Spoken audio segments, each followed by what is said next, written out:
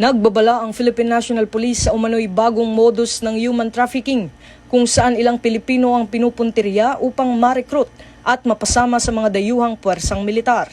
Sa kasalukuyan, masusing iniimbestigahan ng PNP ang naturang ulat at nakikipag-ugnayan ito sa mga international counterparts at iba pang ahensya ng pamahalaan upang matukoy ang mga sangkot at maputol ang posibleng operasyon ng mga sindikato.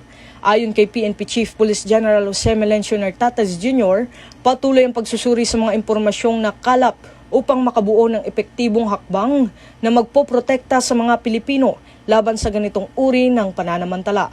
Nauna na rin nagpaalala ang Interagency Council Against Trafficking hinggil sa mga umiiral na pattern ng illegal recruitment at human trafficking na may kaugnayan sa pagdadala ng mga individual sa delikadong sitwasyon sa ibang bansa.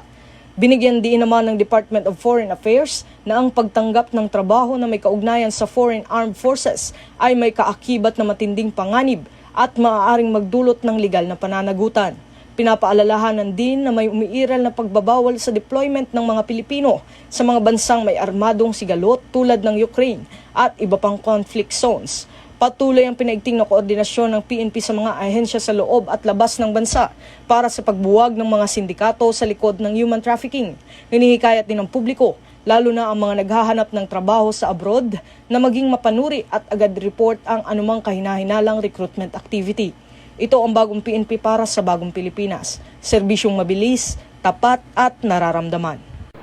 Mula rito sa PNP National Headquarters, ako ang inyong PNN correspondent, Patrolman Don Brosas, alagad ng batas, tagataguyod ng Balitang Pulis.